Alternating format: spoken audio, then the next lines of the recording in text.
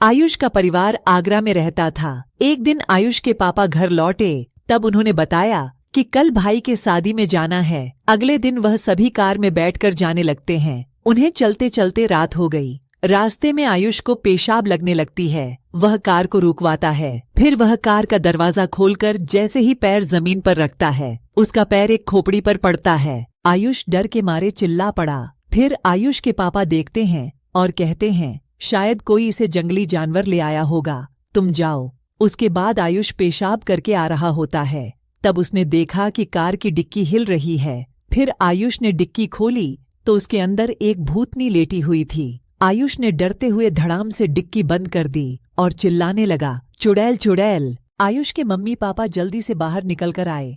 आयुष ने कहा, पापा डिक्की के अंदर एक भूतनी लेटी हुई है।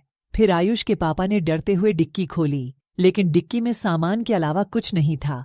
फिर आयुष के पापा ने आयुष को डांटते हुए बोला, तुम्हारा दिमाग खराब हो गया है, चलो जल्दी से कार में बैठो। उसके बाद तीनों कार में बैठकर जाने लगे।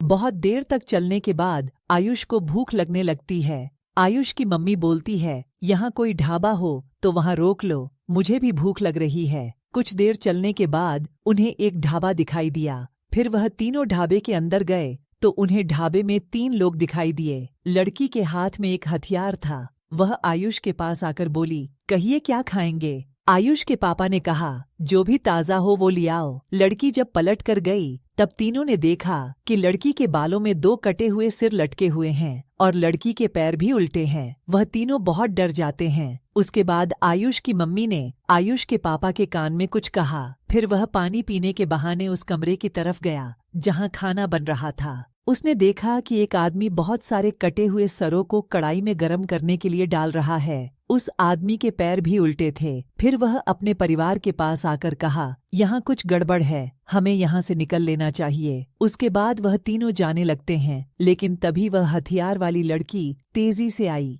और उसने गेट बंद कर दिया। उसके बाद लड़की हथियार ऊपर करके बोली, चुपचाप बैठ जाओ और खाना खाकर जाओ। तीनों डरते हुए जाकर बैठ गए। कुछ देर बाद वही आदमी खाना देने आया और चला गया। तब आयुष के पापा ने देखा कि लड़की उनके पास अकेली खड़ी है। उसने लड़की के हाथ में से हथियार छीना और उसका गला काट दिया और बोला, भागो यहाँ से। उसके बाद वह तीनों ढाबे से अपनी जान बचाकर भाग गए।